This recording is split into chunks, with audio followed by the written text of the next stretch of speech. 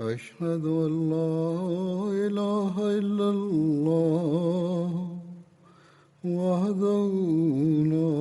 شريك له وأشهد أن محمدا عبده ورسوله أما بعد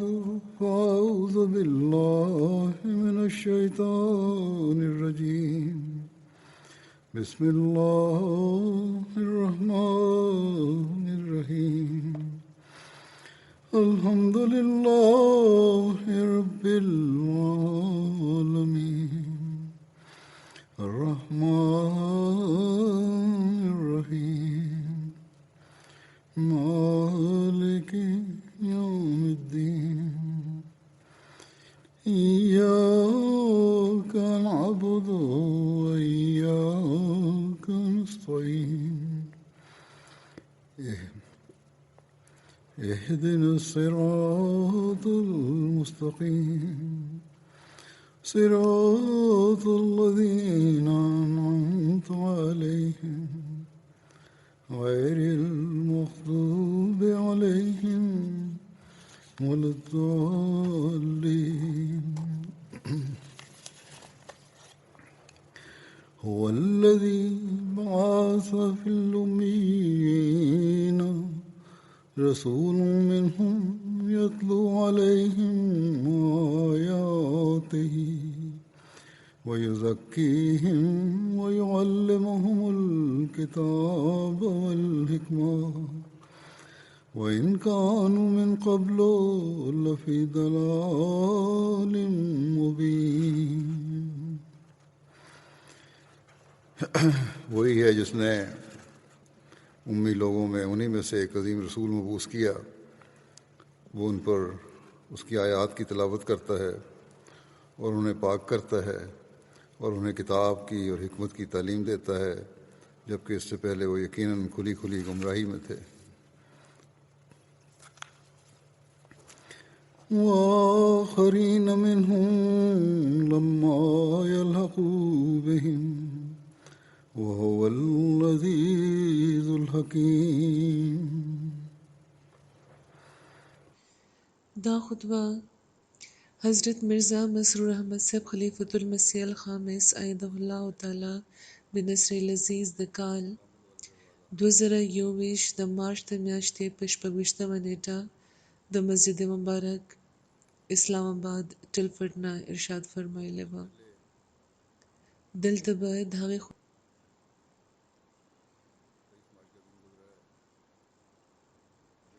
هم هغه دی چا چې په ناخوانده خلکو کې هم د هغوی نه یو رسول مبوس کو، هغه دوی ته د آیتونه تلاوت کوي او هغوی پاک کوي او هغوی له د کتاب او د حکمت تعلیم ورکوي. حالانکه دې نه وړاندې هغوی یقینا په ښکاره طور بېلارې وو. د دې په شان د نورو طرف ته هم دا یې مبوس کړی دی چې لا دوی سره نه دی ملاو شوي او هغه کامل غلبه لرونکی او د حکمت خاوند دی. 2-3 ورځې مخکې د 23 مارچ ورځ تېره شوې ده. په جماعت احمدیه کې دا ورځ په دغه وجه یاد ساتل کېږي چې په دغه ورځ د جومات بنیاد پرېوتی و او حضرت مسیح موعود علیه السلام بیعت اخیستی و. نو دا ورځ هر کال پکار ده چې موږ ته دا خبره رایادوي چې د حضرت مسیح موعود علیه السلام د راتګ مقصد د قرآن د پیشګویو او د رسول کریم صلی الله علیه وسلم د پیشګویو مطابق د دین تجدید کول او د اسلام حقیقي تعلیم په دنیا کې رایج کول دي. او موږ چې د هغوی په بیعت کې شاملېدو دعوه کوو، نو موږ به هم د دغه اهم کار د ترسره کولو لپاره د خپلو د صلاحیتونو مطابق به په دې کې برخه اخلو او بېلارې انسانیت د بېلارې انسانیت تعلق به خدای پاک سره جوړو او د بندګانو پام به دې طرف ته ګرځو چې هغوی د یو بل حقونه پوره کړي. او ظاهره ده چې دې لپاره به د ټولو نه مخکې موږ ته به خپله اصلاح کول وي. بهرحال دا وخت زه به د حضرت مسیح موعود علیه السلام ځینې حوالې وړاندې کوم چې پکې د هغوی د راتلو ضرورت، مقصد او څنګه هغه پیشګویي چې کومې شوې وي هغه پوره شوې وي. د قرآن پیشګویي هم او د رسول کریم صلی الله علیه و آله وسلم پیشګویي هم او پوره کېږي لګیا دي چې تینا د هغوی د صداقت ثبوت ملاویږي. او بیا په جومات کې د هغو پاکو تبدیلو د پیدا کېدو باره کې به هم ذکر کوم چې کوم هغوی فرمایلی وو او کومې پاکې تبدیلې بیا په صحابهو کې پیدا شوې وي. او بیا هغوی د هغو تکلیفونو ذکر هم فرمایلی دی چې صحابه ترې تیر شوي وو او د جومات خلک ترې اوس هم تیریږي. نو موږ ته هر وخت دغه خبرې وړاندې ساتل پکار دي چې د یو جومات په حیثیت کې د موږ مخ په وړاندې روان اوسو، دا نه چې لاندې پرېوتل شروع شو. حضرت مسیح موعود علیه السلام د خپل بعثت او د صداقت باره کې خدای پاک ګواه کړی و، اعلان یې فرمایلی و او دا یقینا زموږ ایمانونو ته تقویت بخښي. که موږ دغه خبرو اعاده کوو او هر وخت ځان ته وړاندې ساتو نو یقینا دا به زموږ په ایمان کې د ترقۍ سبب جوړیږي او زموږ پام به د خپل د مقصد طرف ته مسلسل ګرځي. حضور فرمایي چې بهرحال اوس لکه څنګه چې ما ویلي وو حوالې به وړاندې کړم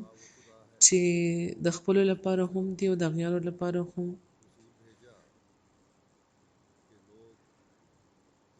چې دوی له بلنه ورکوي او د دوی د مسیح موعود علیه السلام د مسیح موعود کېدل د رڼا ورځ په شان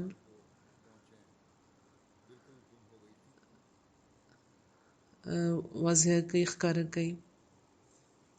حضور فرمایي چې دا آیت چې د کوم ما تلاوت وکړو دغه آیتونو په وضاحت کې یو ځای کې حضرت مسیح موعود علیه السلام فرمایي چې دغه آیت محصل دا دی چې خدای هغه خدای دی چې په داسې وخت کې رسول راولېږلو چې خلک د علم او د حکمت نه بې بهره شوي وو او د حکمت او د دین علوم چې په نفس تکمیل کیږي او د انسان نفس علمی او عملی کمال ته رسي بیخي ورک شوي وو او خلک په ګمراهۍ کې مبتلا وو، یعنی خدای او د هغه د صراط مستقیم نه ډېر لرې پرېوتي وو. نو اله په داسې وخت کې خدای پاک خپل امي رسول راولېږلو او هغه رسول داسې نفسونه پاک او علم الکتاب او حکمت هغوی له ورکړي، یعنی د نشانونو او د معجزاتو په ذریعه هغوی د یقین کامل مرتبې ته ورسول او د خدای پیژندنه د خدای د پیژندنې نور نه د هغوی زړونه روښانه کړه. او بیا فرمایي چې یوه ډله بله ده چې آخري زمانه کې به ظاهریږي او هغوی به هم په اول په تاریکۍ کې او په ګمراهۍ کې وي او د علم او د حکمت او د یقین نه به لرې وي. نو اله به بیا خدای دوی به هم د صحابهو په شان کې څه چې صحابهو لیدلي دي هغه به هغوی ته هم ښودلی کېږي ان تر دې چې د هغوی صدق او یقین به هم د صحابهو د صدق او د یقین په شان شي. حضور فرمایي چې دا هغه یقین دی چې د حضرت مسیح موعود علیه السلام په بیعت کې راتلو نه پس ته د هغې په صداقت موږ ته پکار دی چې موږ لرو او د ایمان دا حالت پکار دی. په خدای پاک باندې ایمان، په رسول کریم صلی الله علیه و آله وسلم باندې ایمان او د اسلام په صداقت باندې ایمان او یقین موږ ته هغه پکار دی چې کوم د صحابه وو. لکه څنګه چې نن سبا د صحابه حالات هم زه په خطباتو کې بیانوم. حضور فرمایي چې لکه څنګه چې هغې حالات زه په خطباتو کې بیانوم او مثالونه زموږ وړاندې دي. دوی فرمایي چې په صحیح حدیث کې دی چې رسول کریم صلی الله علیه و آله وسلم د دغه آیت د تفسیر په وخت د سلمان فارسي په اوږه باندې لاس ایښی و او دا یې فرمایلي وو چې که ایمان سوریه ته هم ورسي نو الله هغه وخت به هم یو تن چې د فارسي الاصل وي هغه به دا واپس راولي. نو دا دغه خبرې طرف ته اشاره فرمایلې ده چې یو تن به په آخري زمانه کې فارسي الاصل پیدا کیږي او دغه زمانه چې چا د کوم باره کې د لیکل شوی دی چې قرآن په اسمان باندې اوچت کړی شي نو د هغه زمانه د چې مسیح موعود زمانه ده. یعنی اسلامی تعلیم د قرآن تعلیم به بیخي هیر شوی وي او دا فارسي الاصل هغه دی چې نامه مسیح موعود ده. ځکه چې د صلیبي حملې ماتولو لپاره چې کومه صلیبي حملې ماتولو لپاره چې مسیح موعود ته راتلل پکار دي هغه حملو په ایمان ده او دا ټول آثار د صلیبي حملې په د زمانې لپاره بیان کړی شوي دي. دا لیکلي دي چې دغه حملې به د خلکو په ایمان باندې ډېر زیات بد اثر وي او په دغه زمانه کې چې د حضرت مسیح موعود علیه السلام زمانه وه حضور فرمایي چې د هغې په ژوند کې دا حملې ډېرې سختې شوې وي بلکې ډېره موده پسته پورې دا سختې حملې جاري وي او تاریخ د دې ګواهي ورکوي. فرمایي چې دا هم هغه حمله ده چې په نورو لفظونو کې ورته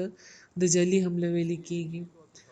آثارو کې راغلي دي چې دغه دجال د حملې په وخت به ډېر نادانه داسې وي چې خدای چې واحد لا شریک خدای به پرېږدي او د ډېرو خلکو ایمانی محبت به یخ شي او د مسیح موعود ډېر لوی کار به د ایمان تجدید کول وي ځکه چې حمله په ایمان باندې ده. او دا چې کوم حدیث وو دا د فارسي الاصل تن باره کې دی نو دې نه دا ثابته ده چې هغه فارسي الاصل به ایمان یو ځل بیا قایمولو لپاره به راځي. نو چې په کوم حال کې مسیح موعود او د فارسي الاصل زمانه هم یوه ده او کار هم یو دی یعنی ایمان یو ځل بیا قایمول نو ځکه په یقیني طور دا ثابته شوه چې مسیح موعود به فارسي الاصل وي او د هغه د جماعت لپاره دا آیت دی واخرین منهم لما یلحقوا بهم. د دغه آیت معنی دا دی چې د تیارې چې ډېر زیاتې تیارې نه پسته د کمال ضلالت نه پسته د هدایت او حکمت ترلاسه کوونکي او د رسول کریم صلی الله علیه و آله وسلم معجزات او دغه برکات مشاهده کوونکي صرف هم دوه ډلې دي. اول هغه صحابه چې د رسول کریم صلی الله علیه و آله وسلم د ظهور نه مخکې په سخت تاریکۍ کې مبتلا وو او بیا د هغې نه پس د هغوی د خدای پاک په فضل د نبوت زمانه بیا مونته او معجزات په خپلو سترګو ولیده او د هغوی د پیشګویو مشاهده هغوی وکړو. یقین په هغوی کې یوه داسې تبدیلي پیدا کړه چې هغوی صرف یو روح پاتې شو. او بله ډله چې د دغه آیت مطابق د صحابه په شان به وي هغه د مسیح موعود ډله ده ځکه چې دا ډله به هم د صحابه په شان د رسول کریم صلی الله علیه و آله وسلم معجزې ګوري او د تاریکي او د ضلالت نه پسته به هدایت بیا مومي. او آیت آخرین منهم چې کوم دغه ډله ته د منهم دولت نه یعنې د صحابه سره د مشابهت نعمت کې برخه ورکړې شوې ده نو دا هم دغه خبرې طرف ته اشاره ده. فرمایي نن همداسې شوي دي چې 1400 کاله پسته د رسول کریم صلی الله علیه و آله وسلم د معجزاتو دروازه پرانیستې شوه او خلکو په خپلو سترګو ولیده چې خسوف و کسوف د روژې په میاشت کې د دارالقطني حدیث مطابق او د ابن حجر فتاوا مطابق په ظهور کې راغله. یعنی سپوږمۍ او د نور تندر نیول د روژې په میاشت کې شوي وو، لکه څنګه چې د حدیث په مضمون کې بیان شوي وو. همدغه شان سپوږمۍ د تندر چې کومې شپې د تندر نیول چې کومې شپې وي نو په هغې کې په لومبۍ شپه او د نور د تندر لګېدو چې کومې ورځې وي نو هغې کې په منځه ورځ کې دا شوی وو. او په داسې وخت کې چې د مهدي کېدو دعویدار موجود وو، نو دا صورت چې کله نه ځمکه او اسمان پیدا شوي دي کله هیڅ مخکې نه راغلی او تر اوسه پورې یو تنم د دې نظیر د تاریخ په صفحو کې چا ثابته نه کړی شو. نو دا د رسول کریم صلی الله علیه وسلم یوه معجزه وه چې خلکو په خپلو سترګو ولیده. بیا د ذوالسنین ستوري چې راوتلې د مهدي او د مسیح موعود په وخت کې بیان شوي وو، په زرګاو خلکو دا ولیده. همداسې د جاوا چې کوم اور هغه هم په لکونو خلکو مشاهده وکړه دغې. همداسې د تور خورېدل او د حج نه منع کېدل دا ټولو په خپلو سترګو ولیدل. بیا د ریل تیارېدل، د اوښانو بېکاره کېدل، دا ټول د رسول کریم صلی الله علیه وسلم معجزات وو چې په دغه زمانه کې داسې ولیدلی شو لکه څنګه چې صحابه معجزات لیدلی وو. په دغه وجه خدای پاک دغه آخري ډله منهم لفظ ورته پر استعمال کړو چې دا اشاره پکې وکړي چې د معجزاتو معاینه به هم د هغوی د صحابه په رنګ وي. لږ سوچ وکړئ وګورئ چې 1400 کالو کې داسې زمانه د منهاج النبوت بیا مخکې چا بیا مونته وه. په دغه زمانه کې چې پکې زموږ جومات پیدا کړی شوی دی، په ډېرو وجوهاتو دا جومات د صحابه رضی الله عنهم سره مشابهت لري. هغه معجزې او نښانونه دي ګوري لکه څنګه چې صحابه لیدلي وو. هغوی به دوی د خدای پاک نښانونه او تازه په تازه تاییدات نه نور او یقین ترلاسه کوي لکه څنګه چې صحابه ترلاسه کړي وو. دوی د خدای پاک په لاره کې د خلکو د ټوکو، د پیغورونو او د دل ازارو او د بدزبانه او د رحم د قطع او داسې قسمه صدمې دي اوچتې لګېدې لکه څنګه چې صحابه اوچتې کړې وې. دوی د خدای پاک ښکاره نشانونه او د آسماني مددونو او د حکمت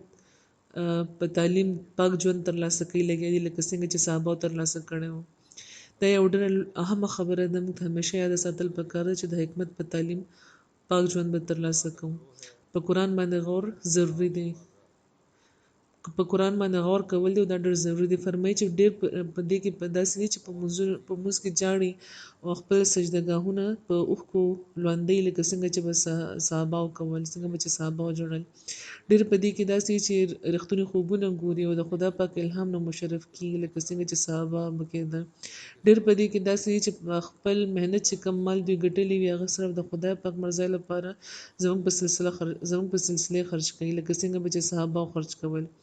دې کې به ډېر خلک تاسو داسې وګوري چې مرګ یاد ساتي. دا هم ډېره لویه اهمه خبره ده چې مرګ همیشه یاد ساتل پکار دی.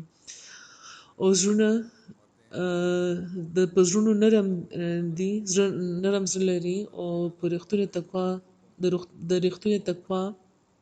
په لار قدم دي. دا ډېرې اهمه خبرې دي چې هغوی بیان فرمایلي دي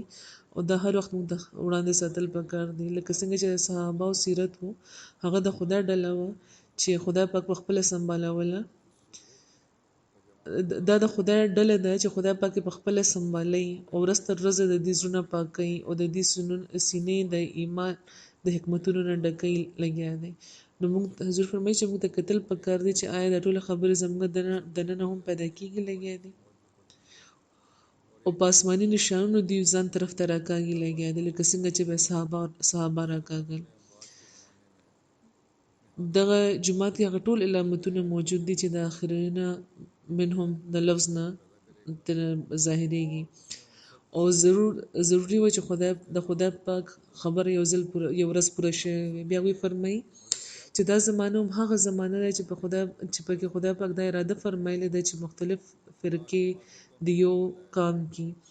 او دغه مذهبي جګړې د دوی ختم کی او آخر په یو مذهب دا ټول راغونډ کی او دغه زمانه باره کې چې د امواج د تلاطم زمانه د خدای پاک په قرآن کې دا فرمایلی دي چې ونفخ فی الصور فجمعهم جمعا او دغه دا آیت چې مخکینی آیتونو سره ملاو کې نو معنی دی چې په کومه زمانه کې به د دنیا د مذهبونو ډېر شور اوچتېږي او یو مذهب به په بل مذهب داسې پریوزي لکه چې یو د سین یوه چپه په بله چپې پریوزي او یو بل وجل به غواړي نو اله به د ځمکې او د اسمان خدای دغه د چپو د تلاطم په زمانه کې به په خپل لاس بغیر د دنیا د اسباب یو نوې سلسله پیدا کوي او پای کې به دوی ټول راغون کی او کې به دا ټول خلک راغون کی چې استعداد او مناسبت لري اوله به دوی پوه شي چې مذهب سسیز دی او په دې کې به د ژوند او د حقيقي رازبازۍ روح پوکل کېږي او د خدای پاک د معرفت جام به په دوی سکول کېږي او ضروری دی چې دا سلسله د دنیا منقطع نشي تر څو چې دا هغه پیشګویي چې نن 1400 کاله مخکې قرآن په دنیا کې چاپ کړی و پوره نشي او خدای پاک دغه آخري زمانه باره کې چې ټول کامونه په یو مذهب جمع کیږي صرف یو نشانه د بیان فرمایلی بلکې په قرآن کې نور هم ډېر نشانونه لیکلي دي او په دې کې یو دی چې په دغه زمانه کې په سیندونو کې به ډېر نهرونه روزي او دا چې د ځمکو چې کم پټ کانونه دي یعنی معدنیات دی هغه به ډېر روزي او د ځمکې علوم به ډېر زیات ظاهر شي او دا چې داسې اسباب پیدا کیږي چې د هغې په ذریعه به کتابونه ډېر زیات شي او دا چې په دغه ورځو کې به یو داسې سورلی پیدا کیږي چې اوښان به بیکاره شي او دې په ذریعه به د ملاقاتونو طریقې اسانه شي او دا چې د دنیا باهمي تعلقات به آسان شي او یو بل ته به خبرونه په اسانه رسي حضور فرمایي چې نن سبا زمانه کې خو نور زیات سهولتونه پیدا کیږي لګیا دي او دا چې په دغه ورځو کې به اسمان باندې په یو میاشت کې د نور او سپوږمۍ تندر نیسي او یو دا چې دینه پس او په ځمکه باندې سخت تاون خورېږي او یو ښار او یو کلی به داسې نه وي چې د تاون نه آلوده شوي نه وي او دنیا کې به مرګ ډېر خور شي او دنیا به ویرانه شي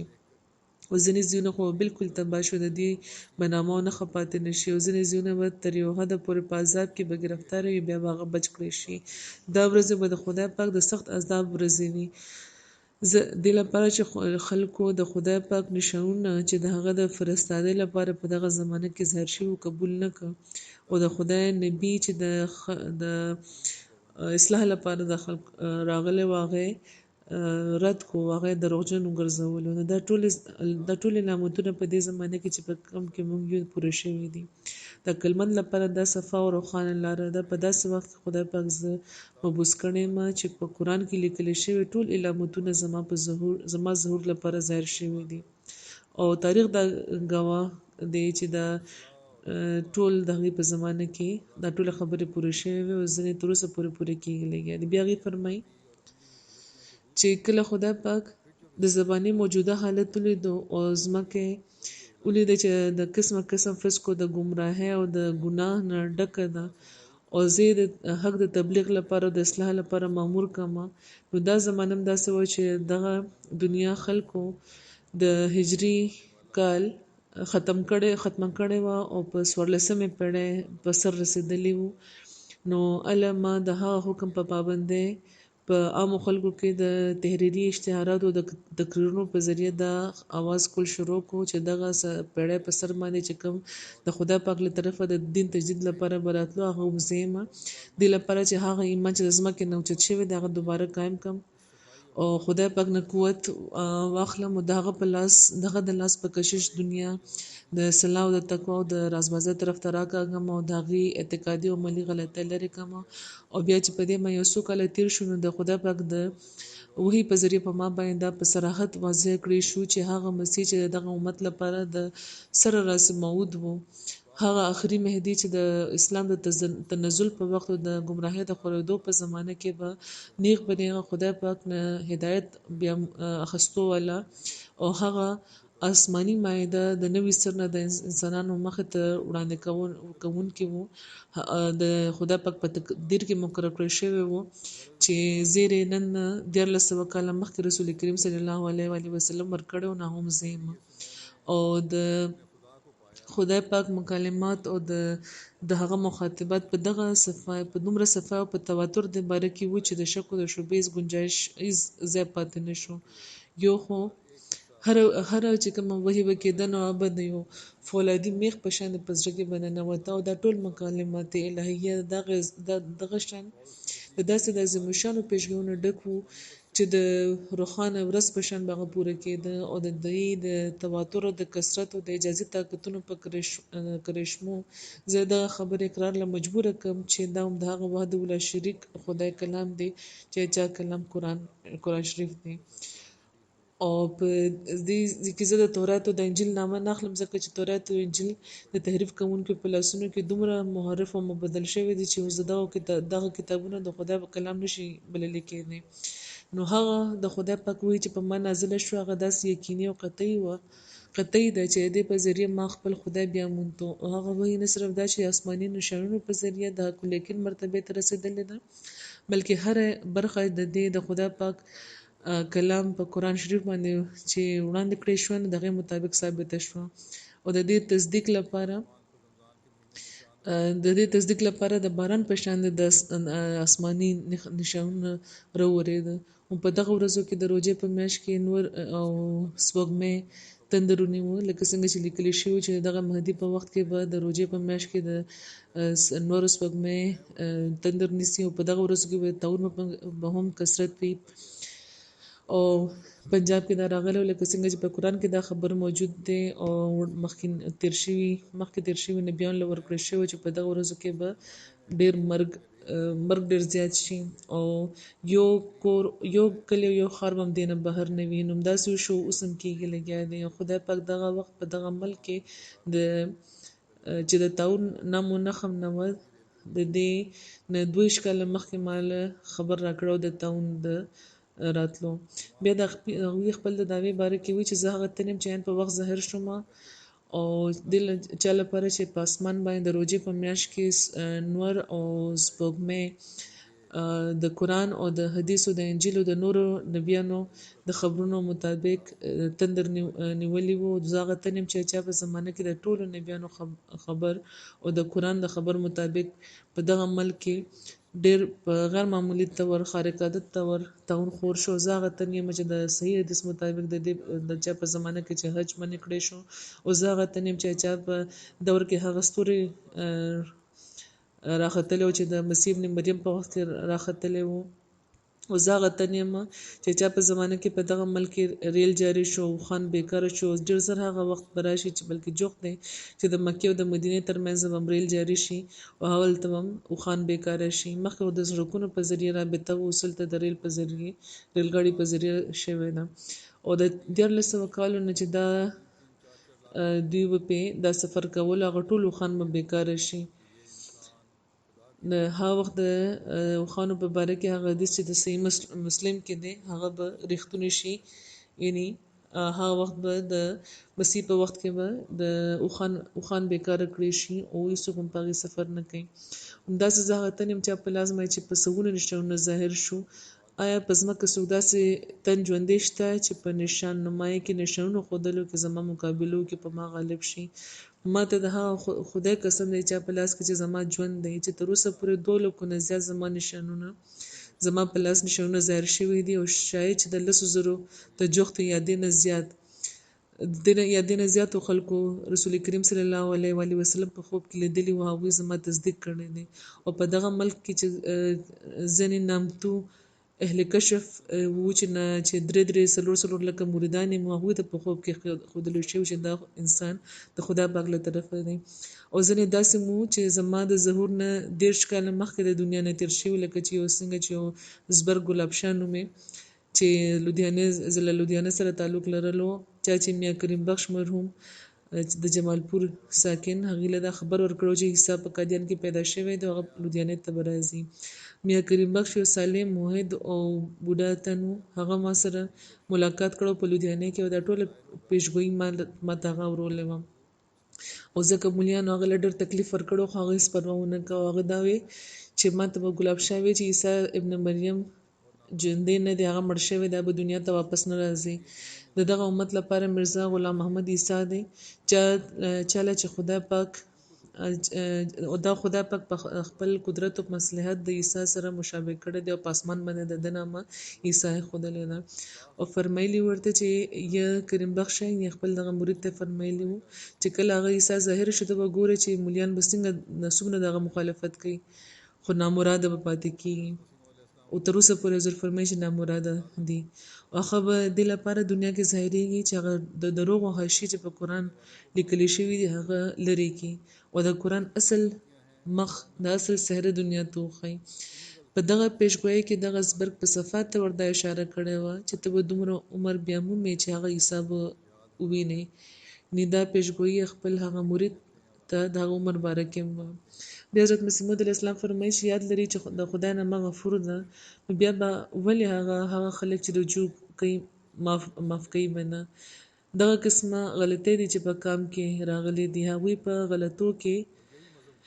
دغه غلطو کې د جهاد غلطي هم ده. حضور فرمایي چې زه حیرانېږم چې کله زه دا وایم چې جهاد حرام دی نو خلک ولې سترګې سرې کوي، حالانکې په خپله دې مني چې کوم حدیثونه د خوني مهدي باره کې دي هغه مخدوشې دي. مولوي محمد حسین بټالوي په دغه باره کې رسالې لیکلي دي، دا یې منلي دي چې حدیثونه مخدوش دي. عمده مذهب د میاں نذیر حسین دهلوي وو او نن سبا هم ځینې علما حضور فرمایي چې همدا ویل لګیا دي، هغوی دا قطعي صحیح نه ګڼي. حضور مسیح اسلام فرمایي چې بیا ولې ماته کاذب ویل کېږي. رښتیا خبره دا ده چې د مسیح موعود د مهدي کار هم دا دی چې هغه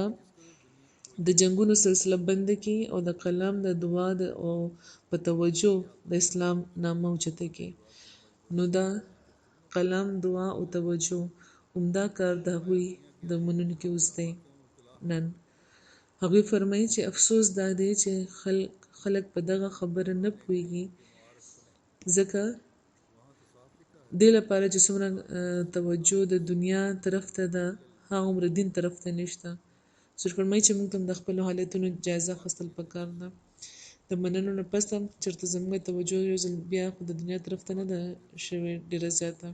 فرمایي چې د دنیا د آلودګو او د ناپاکو کې دوی چې مبتلا دي نو دا امید څنګه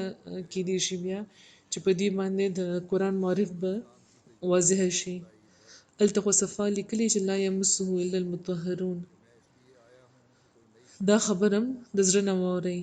چې زما د مبوس کېدو علت غایي څه دی، بنیادي مقصد څه دی زما د مبوس کېدو. زما د راتګ غرض او مقصود صرف د اسلام تجدید او تایید دی. په دې دا نه دي ګڼل پکار چې زه دې لپاره راغلی یم چې څه نوی شریعت وښیم یا نوی احکام ورکم یا څه نوی کتاب به نازلېږي، بیخي داسې نه ده. او که څوک داسې خیال لري نو زما په نظر کې هغه سخت ګمراه او بېدینه دی. د رسول کریم صلی الله علیه وسلم باندې د شریعت او د نبوت خاتمه شوې ده، اوس بل یو شریعت نشي راتلی. قرآن مجید خاتم الکتب دی، په دې کې یو شوشه یا د یوې شوشې یا د یوې نقطې د کمی یا د بېشی گنجایش نشته. او دا رښتیا دي چې د رسول کریم صلی الله علیه وسلم د برکاتو، د فیوزاتو او د قرآن د تعلیم او د هدایت د ثمراتو خاتمه نه ده شوې. دا په هر زمانه کې تازه په تازه موجود دي او د دغه فیوزاتو او د برکاتو د ثبوت لپاره خدای پاک زه درولې یم. د اسلام چې کوم حالت دی دغه وخت هغه چا نه پټ نه دی. په اتفاق دا منل شوي دي چې هر قسمه د کمزورو او د تنزل نښانه مسلمانان جوړېږي لګیا دي، د هر اړخ نه هغوی پرېوځي لګیا دي. او حضور فرمایي چې نن سبا خو نور هم زیات بد حل مونږ ګورو لګیا یو. د دې که ژبې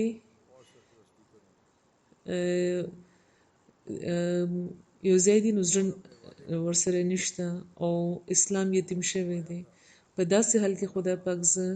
را لېږلی یم چې زه د دې حمایت د اسلام حمایت او سرپرستي وکړم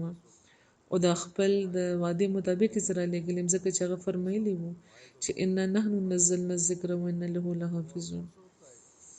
که دا وخت حمایت او نصرت او حفاظت نه وي کړی شوي نو بل به کم وخت راتلو. اوس په د 14مې پیړۍ اوس په دغه 14مې پیړۍ کې هم هغه حالت دی چې کوم د بدر په موقع شوی و او کوم حالت باره کې چې خدای پاک فرمایي چې ولقد نصرکم الله ببدر وانتم ذلة په دغه آیت کې هم په اصل کې یو پیشګویي مرکوزه وه یعنی په 14مې پیړۍ کې چې کله به اسلام ضعیف شي ناتوانه بشي نو هغه وخت به خدای پاک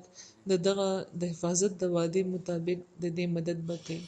نو بیا تاسو ولې حیرانېږئ چې هغه د اسلام مدد وکړو نصرت یې وکړو بیا د ځان خلاف د مخالفینو د درې د دهنې ذکر هغوی کوي او فرمایي چې ماته د دغه خبرې افسوس نشته چې زما نامه دجال او کذاب ایښودل کېږي او په ما باندې تهمتونه لګول کېږي ځکه چې دا لازمي وه چې ما سره به هغه سلوک کېدی چې کوم ما نه مخکې تیر شوي سره شوی و او ما به هم همدغه پخواني سنت نه برخه بیا مونده ما خو د هغو مصیبتونو او د شدایدو یو برخه بیا نه مونده چې کوم مصیبتونو مشکلات زموږ سید او مولا رسول کریم صلی الله علیه وسلم په لار کې راغلی وو او د هغې نظیر د انبیاء علیهم السلام په سلسله کې د هیچا لپاره موجود نه دی رسول کریم صلی الله علیه وسلم د اسلام له خاطره هغه تکلیفونه برداشت کړي وو چې کلم د هغې د لیکلو نه او ژبه د هغې د بیانولو نه عاجزه ده او همدې نه معلومیږي چې هغوی څومره د لوی شان جلیل الشان او اولو العزم نبي وو که د خدای پاک تایید او نصرت هغوی سره نه وي نو د مشکلاتو دغه غر اوچتول به ناممکنه وي او که څوک بل نبي راغلی وی نو هغه هم پاته راغلی وی په دې کې خو کم اسلام چې په دغه څومره مصیبتونو او په تکلیفونو هغوی خور کړی وو نن چې دغه کم حل شوی د هغه څنګه ووایم مسلمانانو څه حل کړی د اسلام او چې کم راتلونکي و دغه منلو ته تیار نه دي کم چې د دین تجدید لراغلی دی بیا هغې فرمایي ما د خپلو لیکونو په ذریعه په پوره طور دا طریقه پیش کا چې کم به اسلام کامیابی او په نورو مذهبونو به دا غالبی زما رسالې امریکا او یورپ ته ځي خدای پاک هغه کام چې کم فراست ورکړی دی نو هغوی د خپل خداداد فراست باندې په دغه امر پوه شو په دغه خبره پوه شو خو چې کله زه یو د مسلمان مخې ته دا وړاندې کوم نو هغه غوسه شي او داسې لیونی شي چې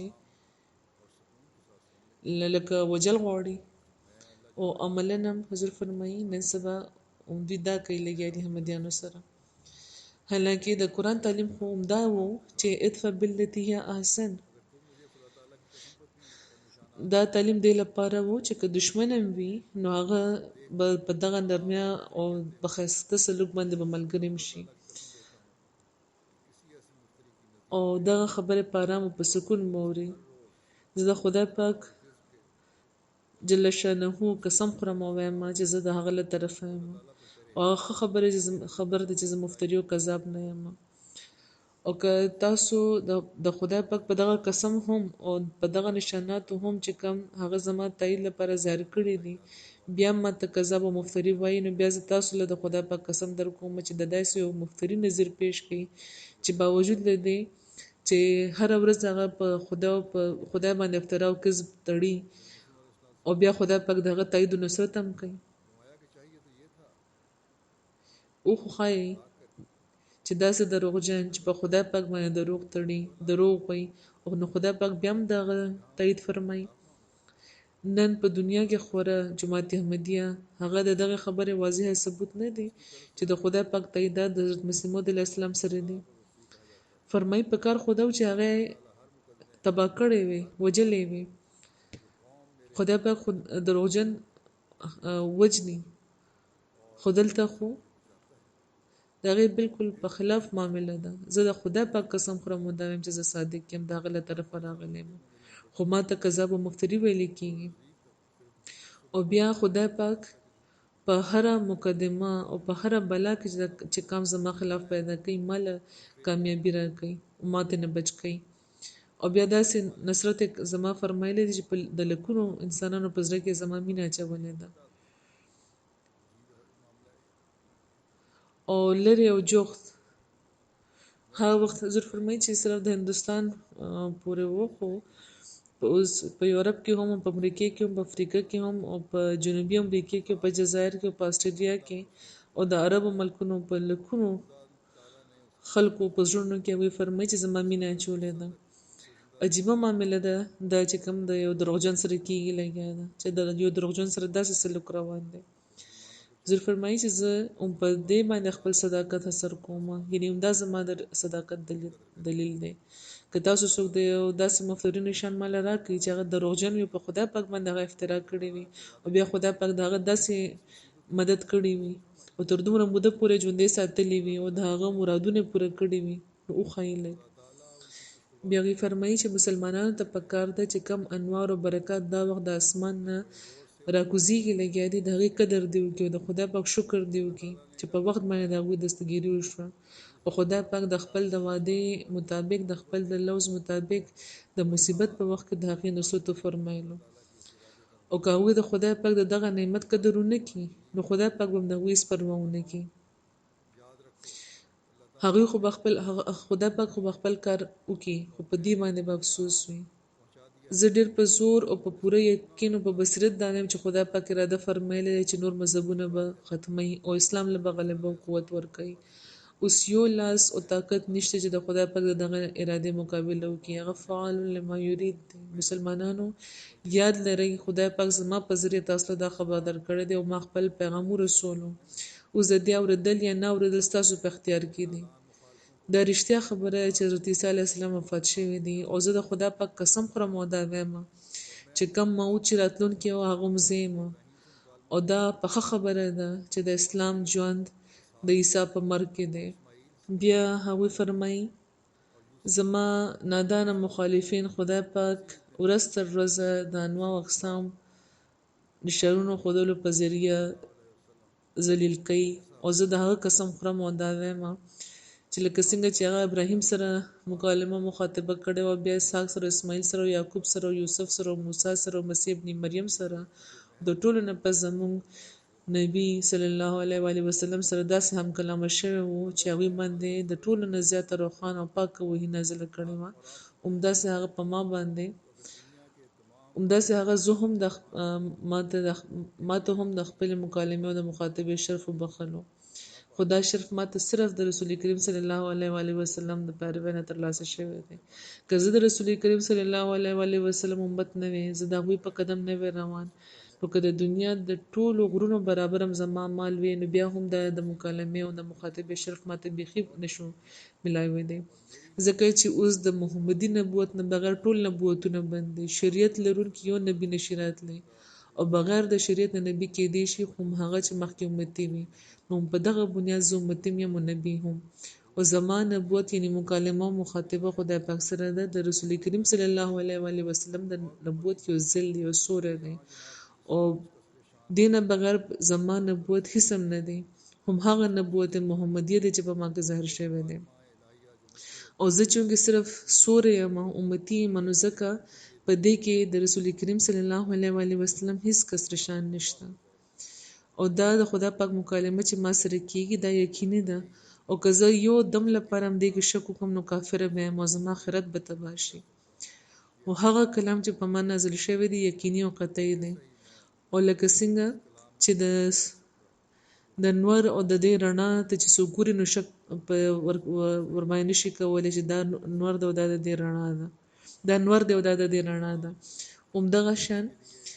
په دغه کلام کې هم څه شک نشي کېدی چې کوم د خدای پاک له طرفه په ما باندې نازلېږي. او زه په دې باندې همداسې ایمان راوړم لکه څنګه چې د خدای پاک په کتاب باندې. بیا هغې فرمایي چې هغه کار چې د کوم لپاره خدای پاک زه مامور کړی یم هغه دا دی چې د خدای او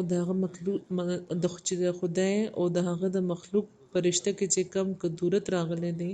هغه د لرې کم او د محبت او د اخلاص تعلق یو ځل بیا قایم کم او د صداقت د اظهار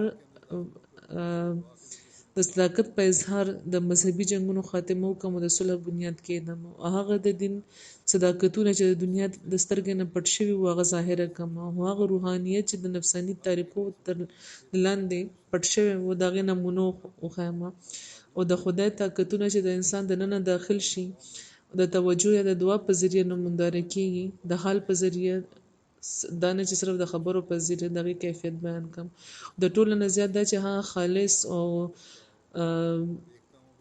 روښانه ځلنده توحید چې د هر قسمه د شرک د آمیزش نه خالی دی چې اوس نابوده شوی دی د هغه یو ځل بیا په کام کې دایمي بوټو لګوم او دا هر څه به زما په قوت نه کېږي بلکې د هغه خدای په طاقت به کېږي چې د ځمکې او د اسمان خدای دی زه دا ګورم چې یو طرف ته خدای په خپل لازمه تربیت وفرمایلو او مال خپل وحی وبخله د خپل د وحی شرف ماته وبخلو زما زړه ته دا جوش وبخلو چې دغه قسمه اصلاح لپاره ودرېږم او بل طرف ته هغه زړونه هم تیار کړي چې زما د خبرو منلو لپاره مستعد دي او زه دا ګورم چې خدا پاک چې کله نه زه مامور کړی یم دنیا کې را لېږلی یم د هغه وخت نه په دنیا کې یو عظیم انقلاب پیدا کېږي لګیا دی په یورپ کې او په امریکا کې چې کم خلک د حضرت عیسی د خدای دلداده وو اوس د هغې محققین په خپله دغه عقیدې نه رستو کېږي لګیا دی اوس بې شمېره خلک داسې دي چې دغه عقیدې نفي کوي او هغه کام چې د پلار نیکه د چا د بوتانو په بوتانو باندې عاشقان وو نو ډېر هغې په دې خبره پوه شوي چې بوتان هېڅ څیز نه دي او دا خلک اوس هم د روحانیت نه بې خبره دي او صرف یو څو الفاظ دي چې په رسمي طور هغوی نیولي دي خو په دې کې هېڅ شک نشته چې په زرګاو بېهوده رسمونه او بدعتونه او د شرک پړي هغوی د خپلو مرو نه لرې کړي دي او د توحید په ډیوړی کې دوی جوخت شوي دي او زه دا امید کوم چې یو څو لږ موده پسته به د خدای پاک عنایتو کې به د خدای پاک عنایتونه به دي کې ډېر خلک په خپل یو خاص لاس وردیکه کې او د خدای پاک چې کوم رښتونی او کامل توحید دی نو هغه دارالمان کې به دوی داخله کی او ورسره به دي کامل محبت او کامل ویر او کامل معرفت به دي ته وبخلی شي او دا امید زما صرف خیال نه دی بلکې د خدای پاک وی په ذریعه د بشارت مته ملو شوی دی او په دغه ملک کې د خدای پاک حکمت دا کار کړی چې تر زر چې کوم متفرق کامونه دی به یو کام کې او د صلح او د عاشته ورځ راولي او هر چاته د خوشبوئی را روان دي او دا ټول کامونه به یو ورځ یو کام جوړیږي خدای پاک دی چې په دنیا کې چې کوم خلک اوسېږي په خاص تر مسلمانانو په دغه حقیقت باندې پوه شي دغه په داوا باندې پوه شي او زر دی دغه مسیح د مهدي په بیعت کې دراشي چې خدای پاک د اسلام نشاط ثانیه لپاره دنیا ته را لېږلی دی او موږ ته د هم توفیق راکړي چې موږ خپل د بیعت حق پوره کړو د پاکستان د احمدیانو لپاره د الجزایر د احمدیانو لپاره هم د دعا یو ځل بیا ول غواړم ډېر حالات دلته خرابېږي لګیا دي او موږ دا نشو ویلی چې مکمل امن یا سکون راغلی د هر ورځ نه څه واقع کېږي په پاکستان کې هم همدغه شان په الجزایر کې هم د حکومت ځینې اهلکاران دي چې هغې نیت سم نه ښکاري یو ځل بیا هغوی مقدمې پرانیستل غواړي خدای پاک د هر احمدي په خپل حفاظت کې وساتي په پاکستان کې هم الجزایر کې هم د دنیا په هر ملک چې چېرته چې څوک احمدي په تکلیف کې دی څه قسمه خو ورسره احمدیان ته هم پام کول پکار دی چې هغوی د مخکې نه زیات د خدای پاک طرف ته ټیټ شي د خپلو عبادتونو حقونه دې پوره کوونکي وي د بندګانو حقونه پوره کوونکي دي وي خپل حالتونه خدای پاک سره د خاص الحمدلله نحمده ونستعينه ونستغفره ونؤمن به ونتوكل عليه ونعوذ بالله من شرور أنفسنا ومن سيئات أعمالنا من يهده الله فلا مضل له ومن يضلل فلا هادي له ونشهد أن لا إله إلا الله ونشهد أن محمدا عبده ورسوله عباد الله رحمكم الله إن الله يأمر بالعدل والإحسان وإيتاء ذي القربى وينهى عن الفحشاء والمنكر والبغي يعظكم لعلكم تذكرون واذكروا الله يذكركم وادعوه يستجب لكم ولذكر الله أكبر